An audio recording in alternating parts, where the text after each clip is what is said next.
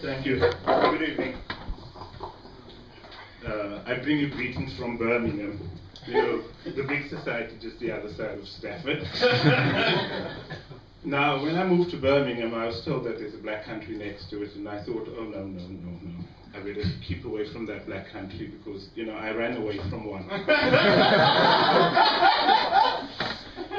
But things changed for me. I settled down, and I now no longer speak in foreign. The black country do. I've also learned not to call traffic lights robots anymore because that's not so good. And I don't get excited when I get parking tickets stuck. The thing stuck on my windscreen saying parking fine because I used to think, oh, these people are complimenting me on my car, even though I'm driving. But the one thing that still stays with me is that I believe that Dudley is the black country's icon. And I went to go and see this Dudley because you know, every black country I come from has an icon. There's Mandela, there's Mugabe, there's Idi Amin. And in South Africa at the moment they've got another icon called Jacob Zuma.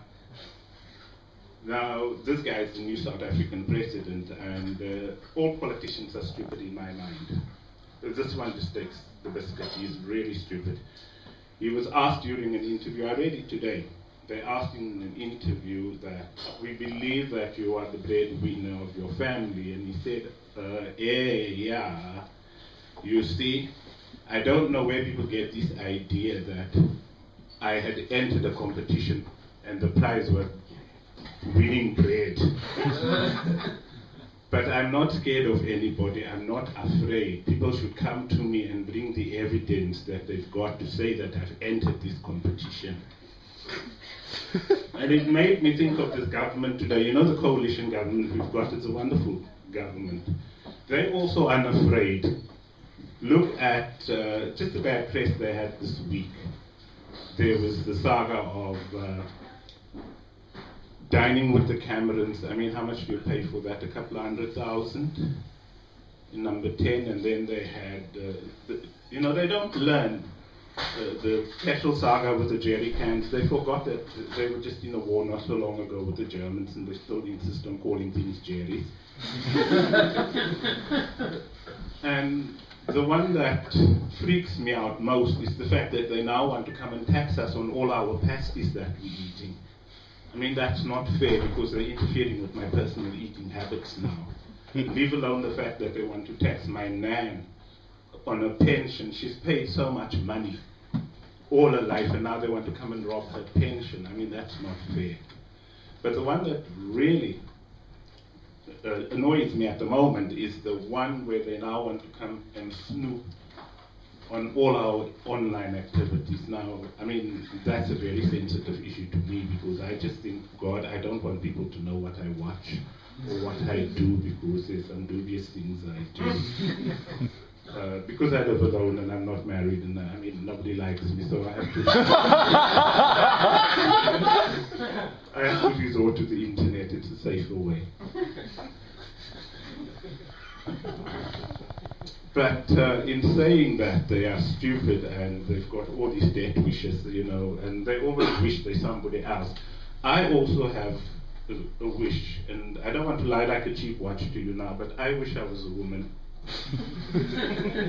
Because as a woman, if I rule the world, yes, I don't mean Hillary Clinton, you know, because she's in a different league. She actually thinks she's a man who wishes that she was wearing the trousers when that girl did him. She wanted her. She was wishing the girl could do her.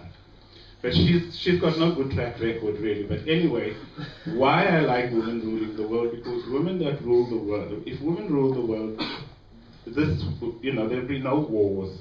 All there will be is this whole bunch of countries that hate one another because they don't want to talk to each other. And women has got a very warped sense of foreign policy and diplomacy and all that and the other. And I sort of imagine their view of the world would be something like, they'll talk about the world in different colors because they like to talk about what colors they like, what children they have, what husbands they have, whether he's good or not or whatever, we don't know.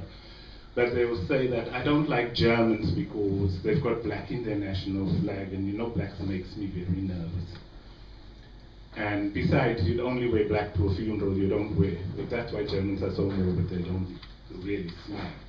However, when they talk about the red in the Japanese flag, they'll say, oh, I don't like red, I can't stand it because it makes me so manic. I don't like to be so busy. Because in Japan, you don't get tea breaks, and you can't throw a sticky when you are fed up with your manager.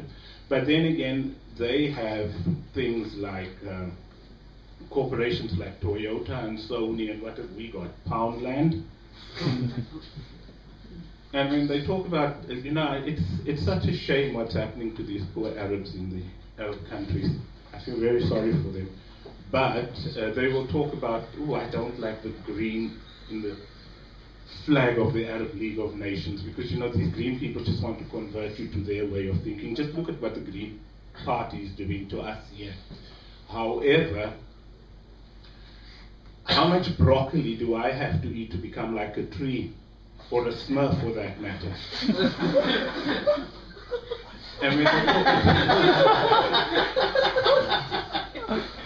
when they talk about the Dutch, they will say, oh, I like orange, I like the orange of the Dutch flag because it's such a warm color, it accentuates my figure and it makes me so sexy. And just see how much money they make. It's a pity that they've got such loose morals towards sex, but they make a lot of money on the sex tourists. However, I don't mind going to Amsterdam for a dirty weekend myself. But then they'll take it up another step and say, I actually like the universal flag because it's so inclusive, and the universal flag has got all the colors. It is very representative. The gay flag? And it's like gay people, they're very, very universal. You get them all over. And they like a bit of variety, and they also accept unconditionally. The only problem is you don't call them queers or poofs, because if you do that, they will use the might of the Equal Opportunities Act that the coalition government has brought in and get equal with you. Today was, I think there was football on today, I'm not sure. Manchester was playing, I'm not sure. Anyway, but I just heard this. But there was this gay people that went to go and get married in the registry office. Please be careful when you do decide to get married in the registry office, because those people get very uncomfortable when they have to do these things. And these blokes got married, and the guy got to the point where he was trying to have to say to them, I now pronounce you, and he didn't quite know what to say because he was uncomfortable. And he said, I now pronounce you Man United. Now can you imagine being made Man United fans without any choice? I mean, they have no choice in the matter. And it sort of brings me to the idea of David Cameron now. He's also just as stupid. He decided he wants to stop racism in football. Now, I don't know if that guy has ever met a Zulu, but I really fear for him, because can you imagine him wanting to stop a blue Zulu after they lost the match? But with that, my philosophy is that I'm going to become quite subversive, and I'm just not going to care. And what I will do is that I've decided, if life gives us all of us lemons, I'll keep it, because there's nothing to do with it except the fact that you're getting a freebie, because we get so little freebies and so few things for nothing anyway. I've been Albert Smith. Thank you for listening to me. Goodbye.